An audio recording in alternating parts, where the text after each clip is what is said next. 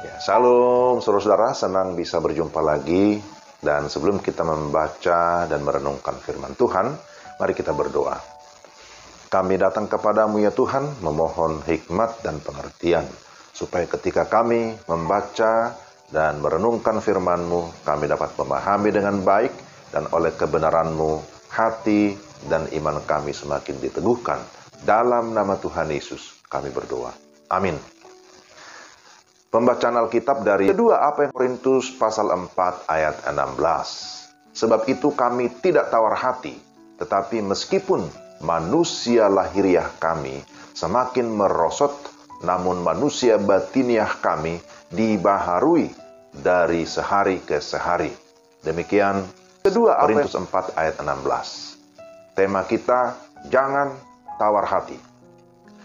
Saudara yang terkasih dalam Tuhan, ada lirik sebuah lagu rohani tentang jalan hidup. Ya, jalan hidupku tak selalu tanpa kabut yang pekat. Namun kasih-Mu nyata padaku pada waktumu yang tepat. Seperti pelangi sehabis hujan, itulah janji setiamu Tuhan. Ya, demikian juga ya kata-kata selanjutnya ya, saya tidak hafal semuanya. Nah saudara, memang ada waktunya kita untuk bersuka cita, tapi juga ada waktunya untuk berduka atau bersedih. Demikianlah kata si pengkhotbah gitu ya. Tapi ketika kita berada dalam kesedihan, berada dalam kedukaan, apa yang kita butuhkan? Tentu penghiburan yang berasal dari Tuhan. Apakah orang-orang ataupun keluarga, kekasih terdekat, tetangga bisa menghibur? Bisa saja, tapi ternyata hanya sementara. Nah, saudara-saudara, Paulus mengalami masa-masa yang sulit dalam kehidupannya. Mengalami penderitaan dalam pelayanan, dan dia berkata secara lahiriah, dia mengalami kemerosotan, karena memang tubuh ini lemah, tubuh ini fana, terbatas. Akan tetapi dia berkata, oleh kemurahan Allah, kami telah menerima pelayanan ini. Karena itu kami tidak tawar hati. Kami tidak tawar hati meskipun manusia lahiriah makin merosot. Itu dalam pasal 4 ayat 1, demikian juga ayat 16. Nah, apa yang membuat dia tidak tawar hati? Tidak menjadi lemah, tapi tetap kuat dan tegar. Pertama, adanya janji Tuhan. Janji Tuhan tentang apa? Tentu yang terutama berkaitan dengan surga atau kepastian keselamatan. Dalam pasal 5 ayat 1, dia memulai dengan frasa, karena kami tahu. Apa yang Paulus tahu? Pertama, bahwa memang manusia terbatas. Bahkan dunia di mana kita berpijak juga bersifat sementara.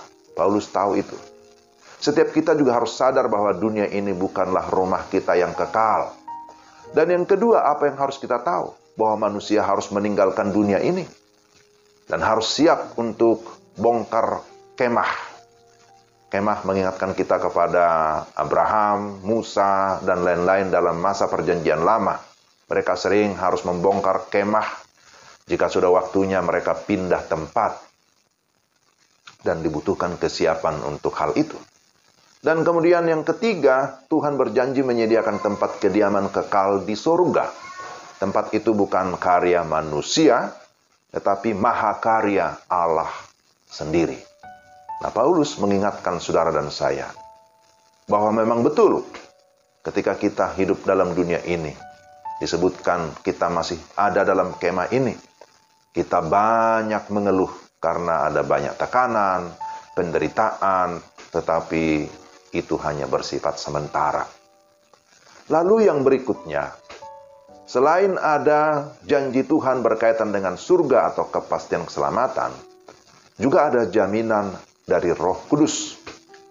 Allah tidak hanya memberi janji, tetapi Dia juga memberikan jaminan.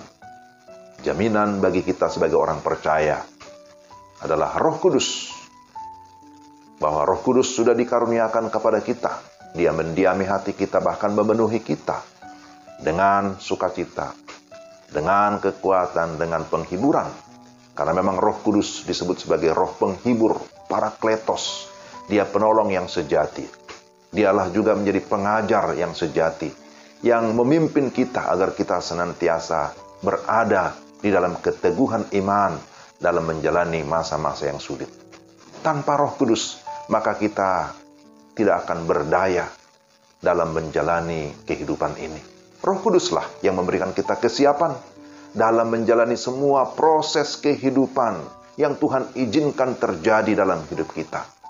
Termasuk dalam penderitaan, bahkan juga di dalam menghadapi kehilangan anggota keluarga yang kita kasihi. Pertanyaannya, apakah kita sudah siap?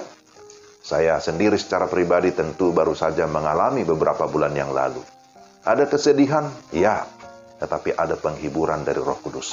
Dan yang ketiga terakhir, adanya iman yang sejati. Kesiapan kita menjalani hidup, bahkan mengalami segala macam situasi di dunia ini, tidak terlepas dari iman yang sejati. Dalam ayat yang ke-7, Rasul Paulus berkata, sebab hidup kami ini adalah hidup karena percaya, atau hidup karena iman, bukan karena melihat.